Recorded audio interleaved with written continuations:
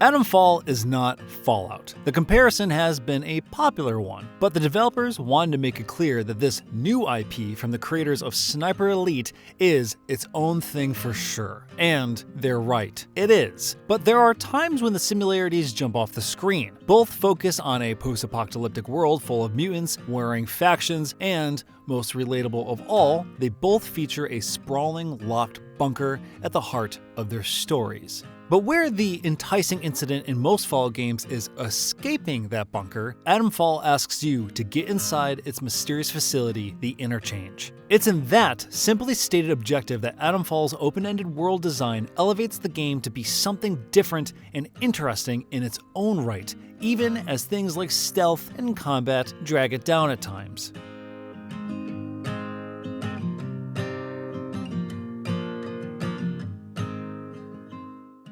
Just as Atomfall's major brushstrokes are derivative of Fallout and other post-apocalyptic fiction, its story starts with a similar penchant for the cliché. You awaken as an amnesiac in a 1950s set British countryside. A nearby phone booth rings, and the voice on the other side demands you destroy someone or something called Oberon. Oberon must die. That same voice will call back nearly each time you approach a phone booth in the wild. The cryptic messages don't make a bit of sense, but it does swiftly push you toward your objective. Find and get inside the Interchange, a lockdown facility of some sort that seems to have been the site of a science experiment gone wrong. And there, Oberon can perish if you so choose. The region's people have been left out to put the pieces back together following this event, and it's resulted in the forming of several opposing groups, such as the military force that claims authority, roaming bandits who use the chaos as an invitation to resort to lawlessness, and a cult of pagans who believe the catastrophe was good, actually. These territorial factions are often isolated to their own regions, which are experienced as a series of open-world maps that can be explored without limitations as soon as you start the game. It's this element that quickly shines as Atomfall's best aspect and remains as such. Many people you meet have stories to share, rumors to spread, and quests to gently push you onto. Excitingly, the game doesn't spell this out at its intended difficulty, though on lower difficulties it offers a more traditional quest log, and I found this to be a refreshingly hands-off approach. Instead of spelling things out, you merely pick up leads, found by reading notes, speaking to NPCs, listening to audio logs, or just simply going off in a direction and seeing what you find there. For example, a lead might suggest a vehicle depot is reported to exist at certain coordinates in a specific region. You can then place a marker on your map and follow your compass to the rumored landmark. The game won't do it for you.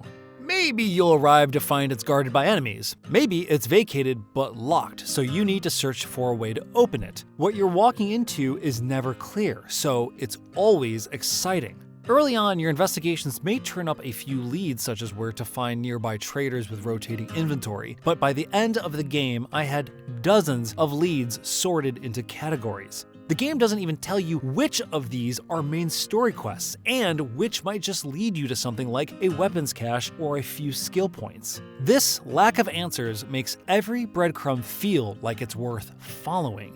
Because the game doesn't restrict where you'll go or when you'll go there, it wisely sets up several figurative dominoes to fall, no matter the arrangement of your specific adventure. It's extremely unlikely you'd see the world in the same order I or anyone else saw it, so the adaptable world drops enough hints scattered across the map for your leads menu to always grow longer, regardless of the direction you run.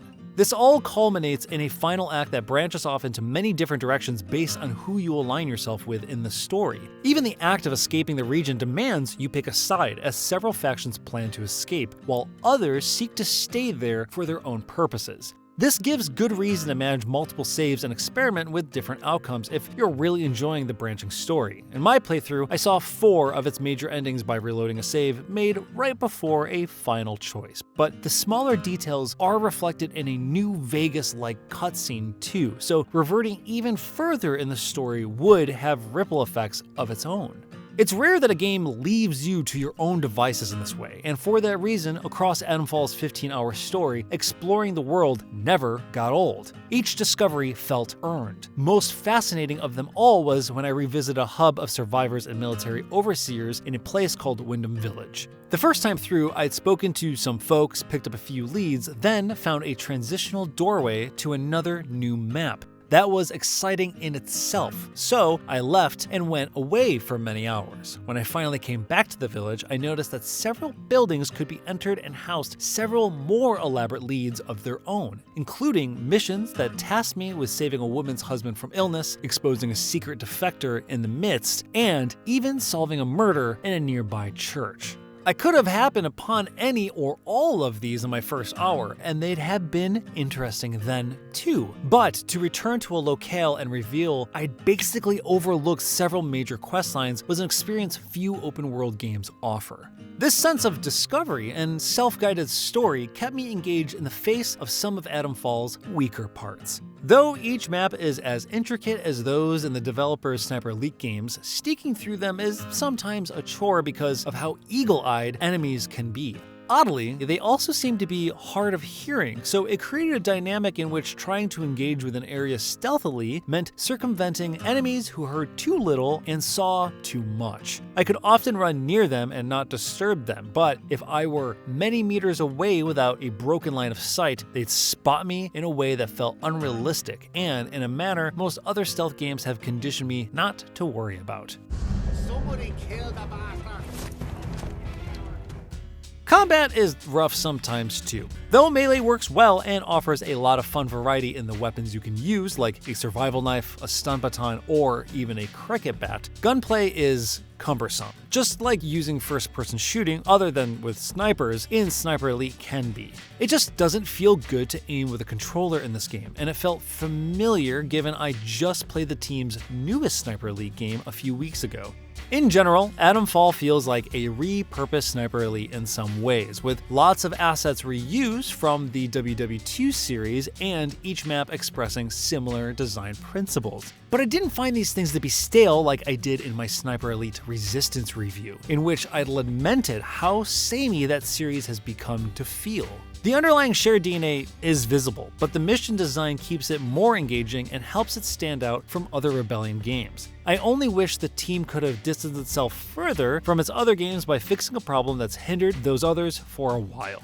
Atomfall might sound like an RPG, but it has many survival genre leanings too. The same default difficulty that utilizes the game's terrific lead system also makes combat pretty tough because characters hit hard and aim well. And your voiceless amnesiac isn't so durable. This is managed with an abundance of crafting items like Molotovs and bandages on the go, but I found the system routinely to be at odds with itself. I never found a backpack capacity upgrade and assume one doesn't exist, which felt strange when I'd be so full of crafting supplies that it could no longer pick up items while also having a backpack full to the point that I couldn't use those materials to make more items. Essentially, the resource economy was imbalanced. I had too many materials and too little space in which to stash their end results. I didn't always have everything I needed, but I routinely didn't have the space for much more anyway.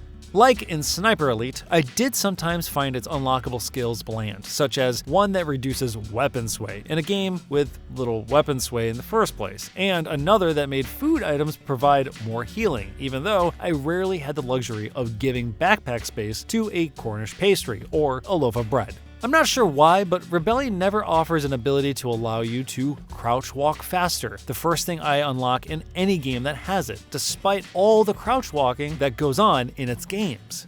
The nice thing about skills this time is that most branches must be found or purchased from traders before you unlock them with skill points, further rewarding exploration. Since I didn't find them all, it's possible my favorite skill in video games is still out there somewhere in the British countryside, but I outright ignored many of the skills I discovered because of their lack of helpfulness. Atomfall is not Fallout. Sometimes that's because Fallout is understandably a much bigger, better game. But Atomfall also structures its story and world so unlike typical open-world games, Fallout or otherwise, that the distinction isn't merely meant as a slight on Rebellion's latest effort. Its fresh, mystery-laden open-world design overcomes a bundle of world-building cliches and a few gameplay hindrances to feel novel and worthwhile the entire time. Often, a new video game IP takes until its sequel to truly establish its identity. The theoretical Atomfall 2 feels like it could be a much greater game someday, so long as it's built on this game's intriguing quest framework. Here and now, Atomfall is a good game that sometimes gets in its own way, but it's the process of finding your unique path through its story that will stick with you after the dust settles.